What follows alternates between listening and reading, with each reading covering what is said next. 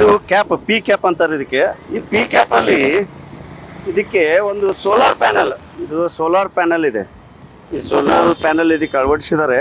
ಏನು ಸೂರ್ಯನ ಕಿರಣ ಇದಕ್ಕೆ ಬಂದ ನಂತರ ಆಟೋಮೆಟಿಕ್ ಇದಕ್ಕೆ ಕೆಳಗಡೆ, ಇದರ ಕೆಳಗಡೆ ಒಂದು ವಯರ್ ಇದೆ. ಸೋಲಾರ್ ಪ್ಯಾನಲ್ದಿಂದ ಇದೊಂದು ವಯರ್ ಇದೆ. ಈ ವಯರ್ ತೊಗೊಂಡ್ಬಿಟ್ಟು ಅವ್ರು ಏನು ಮಾಡಿದ್ದಾರೆ ಅಂದರೆ, ಇದಕ್ಕೊಂದು ಮೋಟ್ರ್ ಬರುತ್ತೆ, ಫ್ಯಾನ್ ಇದೆ, ಫ್ಯಾನ್ ಹಿಂದ್ಗಡೆ ಇದಕ್ಕೊಂದು ಮೋಟ್ರ್ ಇದೆ.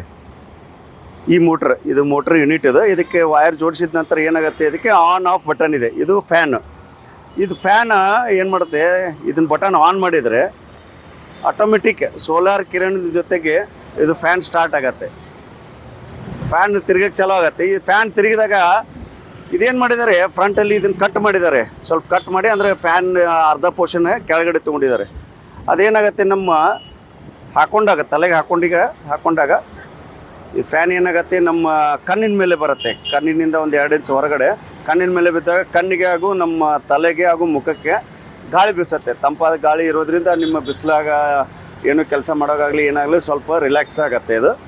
ಇದು ಒಂದು ಒಳ್ಳೆ ರೀತಿ ಕ್ಯಾಪ್ ಇರುತ್ತೆ. ಇದು ಪೊಲೀಸ್ ಕಮಾಂಡೋ ಅಲ್ಲದೆ ಇದು ಸಿವಿಲ್ ಜನರಿಗೂ ಹಾಕೊಳ್ಳೋಂಥ ಕ್ಯಾಪ್ಗಳು ಸಿಗ್ತವೆ. ಎಲ್ಲರೂ ಬಿಸಿಲಲ್ಲಿ ಯಾರು ಕೆಲಸ ಮಾಡೋರಾಗಲಿ ಅಥವಾ ಏನಾದರೂ ಯಾರಿಗಾರು ಅವಶ್ಯಕತೆ ಇದ್ದಲ್ಲಿ ಇದನ್ನು ನಾವು ತರಿಸ್ಕೊಳ್ಬೋದು. ಈ ಥರ ಇರುತ್ತೆ ಕ್ಯಾಪ್.